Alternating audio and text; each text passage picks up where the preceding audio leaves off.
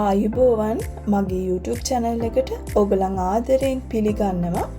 අද අපි විනාඩි 10න් chocolate cake එකක් හදන්න යන්නේ. අපි මේ chocolate cake එක හදන්නේ ලිපේ. ඉතින් අපි බලමු අපිට ඒකට මොනවද අවශ්‍ය වෙන්නේ කියලා. බෝල් එකක් අරගෙන අපි බිත්තර දෙක දාගන්නවා. ඊට පස්සේ ඒකටම සීනි ග්‍රෑම් 100ක් එකතු කරනවා.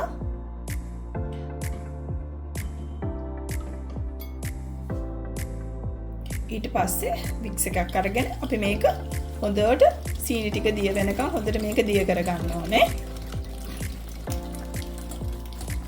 ඔයගලන්ට මේක බ්ලෙන්ඩර් එකේ උනත් කරන්න පුළුවන්.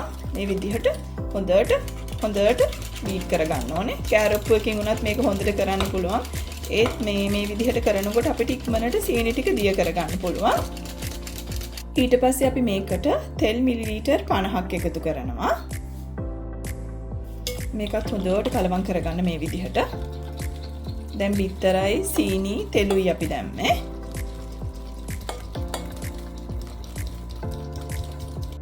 ඊට පස්සේ අපි මේකට වැනිලා තේ හැන්දක් එකතු කරනවා. මේ ටික ඔක්කොම හොඳට කලවම් කරගන්න. පිටි ග්‍රෑම් 125යි, කොකෝවා පවුඩර් මේස හැඳි 2යි, බේකින් පවුඩර් තේ හැන්දයි, බේකින් සෝඩා තේ හැඳි භාගයයි. මේ විදිහට එක පැත්තට හොඳට මේ ටික ඔක්කොම කලවම් කරගන්න ඕනේ. මම ඔයගලන්ට කියන්නම් බැටර් එක කොහොමද තියෙන්න ඕනේ කියලා.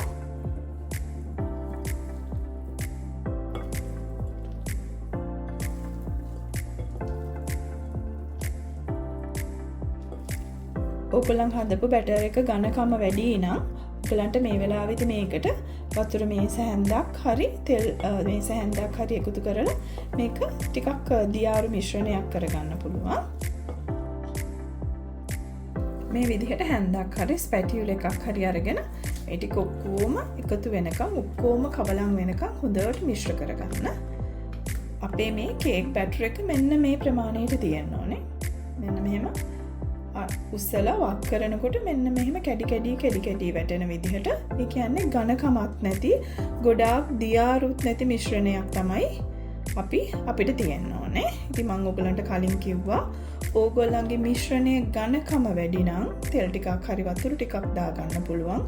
බැරි වෙලාවත් ඕගොල්ලන්ගේ මිශ්‍රණයේ දියාරු වැඩි වුණොත් කලබල වෙන්න එපා. පිටි මේස හැන්දක් විතර වගේ මුලින් කලවම් කරලා බලන්න. එතකොට ඔයගලන්ට මෙන්න මේ පදමට හදාගන්න පුළුවන්.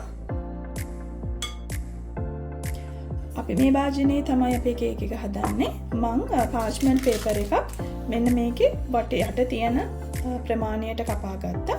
ඔයගලන්ට පාර්ච්මන්ට් පේපර්ස් නැත්නම් තෙල් කඩදාසියක් හරි මේ විදිහට රවුමක් කපලා හරිය ගස්ස ගන්න පුළුවන්. මම මේ විදිහට හරිය ගස්ස ගත්තේ අපේ කේක් මිශ්‍රණය පෑන් එකේ ඇලවෙන්නේ නැති වෙන්නයි.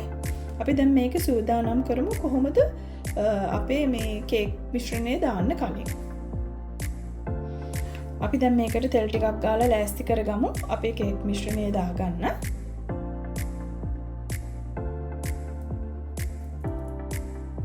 මම තෙල් ටිකක් මේ අපේ පාර්ච්මන්ට් පේපර් එකට දාලා මේ වටේටම ගා ගන්නවා. ඕගොල්ලන්ට බටර් උනත් ගා ගන්න පුළුවන්. කේක් මිශ්‍රණයට මම ගත්තේ තෙල්.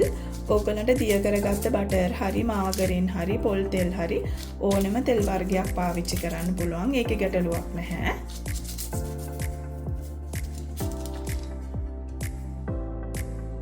දැන් මම සකස් කරගත්ත අපේ අර පෑන් එකට මේ කේක් මිශ්‍රණය දාගන්නවා මේ විදිහට.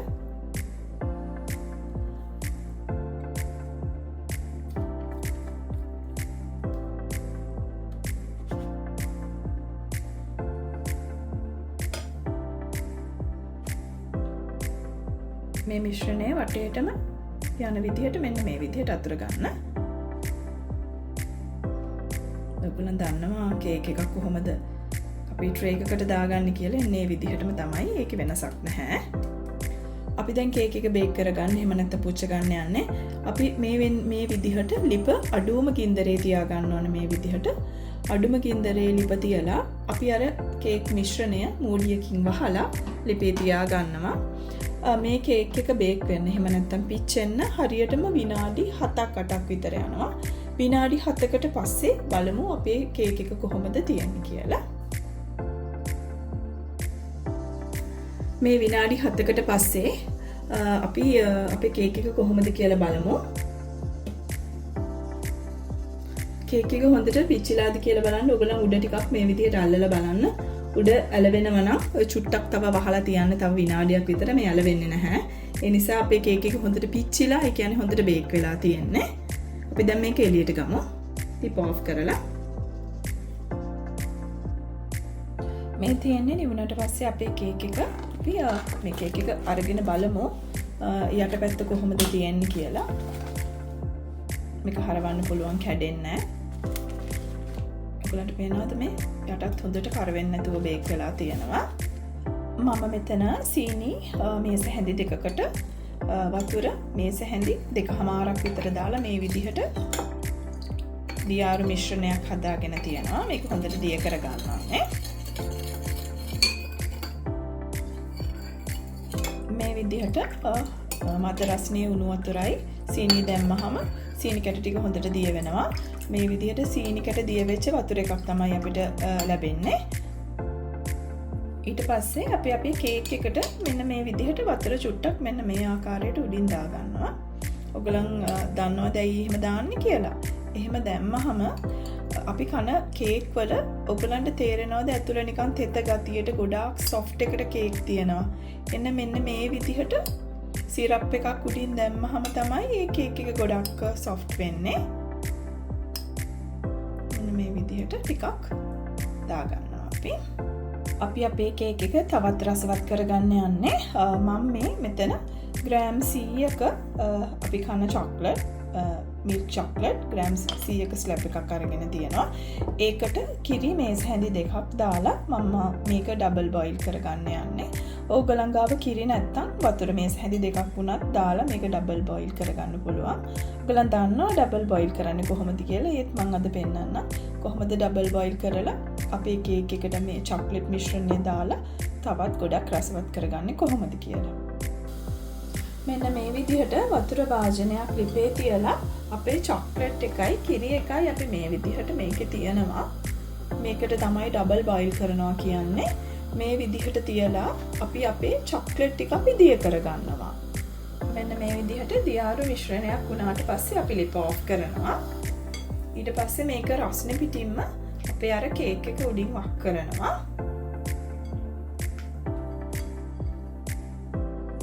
මේ තියෙන අපි හදාගත්ත චොක්ලට් මිශ්‍රණය.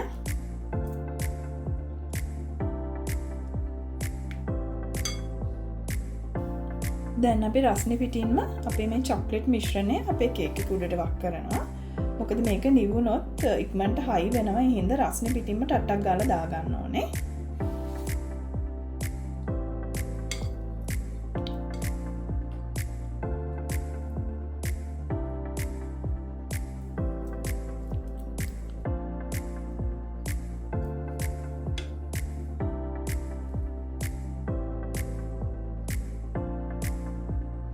මේකට චොක්ලට් දාන්න අවශ්‍යම නැහැ. අර කලින් අපි පුච්චලා තියාගත්ත විදිහටම කේක් එක කන්නත් පුළුවන්.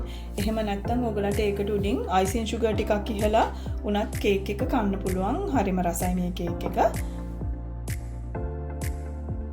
මම මේ කේක් එක තවත් රසවත් කරගන්න පොඩ්ඩක් ක්ලෝස් කරගත්තු කජු ටිකක් එකතු කරගන්නවා. ඔයගලන්ට ස්ප්‍රින්කල්ස් තියෙනවා නම් ස්ප්‍රින්කල්ස් ටිකක් හරි පාවිච්චි කරන්න පුළුවන්. එහෙම නැත්නම් පොඩ්ඩක් රෝස් කරලා ගත්ත රටකජු ටිකක් ඒ වගේ ගන්නත් පුළුවන්. එහෙම දැම්මහම ගොඩක් රසයි. ඒකයි මම පාවිච්චි කරන්නේ. මොකද ඒවා අත්‍යවශ්‍ය නැහැ කේක් එක රසවත් වෙන්න. අර ටිකක් ලස්සනටයි වැඩිපුර රසවත් වෙන්නයි මම ඒවා පාවිච්චි කරන්නේ. මේ තියෙන්නේ මම හදලා ඉවර කරගත්ත මගේ කේක් එක. ඉතින් විනාඩි 10ක් වගේ අඩු වෙලාවකින් අඩු අමුද්‍රව්‍ය ප්‍රමාණයකින් අපි මේ රසමරස කේක් එක හැදුවා. ඉතින් අපි කෑල්ලක් කපලා බලමු අපේ කේක් එක ඇතුළයි රසයි කොහොමද කියලා.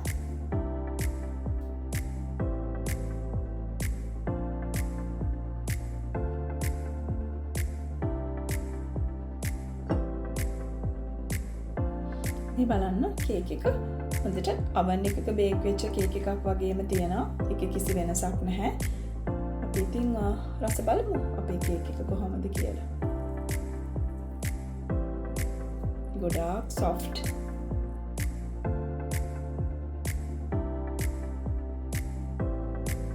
ගොඩාක් soft, හරිම රසයි.